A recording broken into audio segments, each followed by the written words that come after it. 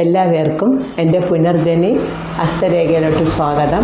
ഞാനിവിടെ പറയാൻ പോകുന്നത് ഞാൻ ഈ കഴിഞ്ഞ 2 വീഡിയോയിൽ ഓരോ വിരൽ ഈ 2 വിരൽ 5 വിരലിൽ ചരിയൊക്കെ നമുക്ക് ഏതായിരുന്നാലും ഏത് വിരലായാലും അത് കൈയായിരുന്നാലും വിരലായാലും നല്ലതായിട്ടിരുന്ന നല്ല ആകൃതി നല്ല കാണാൻ ഭംഗി വിരലുകളായാലും അതേപോലെ തന്നെ നമ്മുടെ ഓരോ വിരലും നല്ല ഭംഗിയാണെങ്കിൽ നമുക്ക് ഒരു പ്രശ്നവുമില്ല, നല്ല ആൾക്കാർ തന്നെയായിരിക്കും.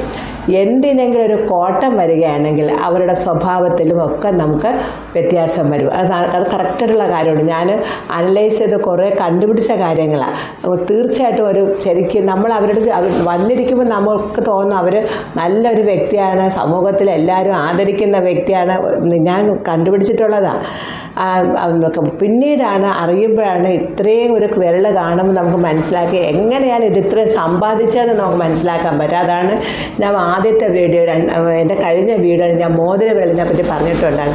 ഇത്രയും ഇല്ലീഗലായിട്ട് സമ്പാദിക്കുന്നതാണ്. ഇല്ലീഗൽ എന്ന് വെച്ചാൽ ക്രൂക്കഡ് വേസ്.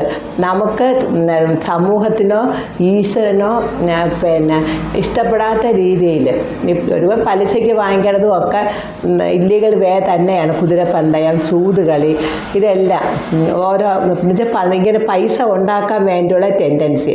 ആ പൈസ പല രീതിയിലും അതാണ് മോതിര വിരൽ ചരിഞ്ഞിരുന്നാൽ നമ്മൾ പ്രത്യേകിച്ച് ശ്രദ്ധിക്കേണ്ട ആ വിരൽ ആ പൈസ ഏതൊക്കെ രീതിയിലാണ് വിനിയോഗിക്കണം എന്നുള്ളത്. നല്ല രീതിയിലല്ല വിനിയോഗിക്കണം. അതേപോലെ തന്നെയാണ് നമ്മുടെ ഈ ഏറ്റവും നീളം കൂടിയ വിരലാണ് ശനി വിരൽ. ആ ശനി വിരൽ ഒന്ന് ചരിഞ്ഞിരിക്കുകയാണെങ്കിൽ നന്നായിട്ട് മുകൾ ഭാഗമൊക്കെ ഒന്ന് ഇടത്തോട്ടോ വലത്തോട്ടോ അവിടെ ഒന്ന് ചെറുതായിട്ടൊക്കെ മറ്റുള്ള വിരലിനെക്കാട്ടി നമുക്ക് സാധാരണ വണ്ണവും നീളവും ഒക്കെ ഒരേപോലെ, പക്ഷേ മുകൾ ഭാഗം ഇത്തിരി ഒന്ന് വീർത്ത്. അപ്പം നമ്മൾ ഇതെന്ത് കൈ ഇങ്ങനെ വീർത്തിരിക്കണം, അല്ലെങ്കിൽ ഇതെന്തിങ്ങനെ ചരിഞ്ഞിരിക്കണത്?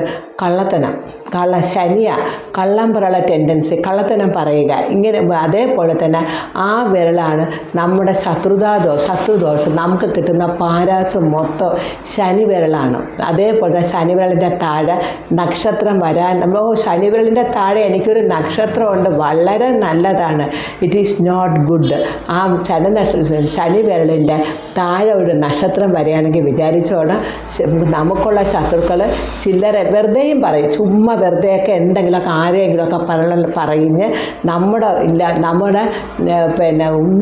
നമ്മുടെ ഉന്നതി ഇല്ലാതാക്കുക. ആരെപ്പറ്റി ആർക്കും ഒന്നും അറിയത്തില്ല. പക്ഷേ ഈ ശനി വിരലിൽ നമുക്ക് താഴെ കണ്ട് വിചാരിച്ചു ഇതിനായിട്ട് നമുക്ക് ദൈവം കുറേ ആൾക്കാരെ നിശ്ചയിച്ചിട്ടുണ്ട്.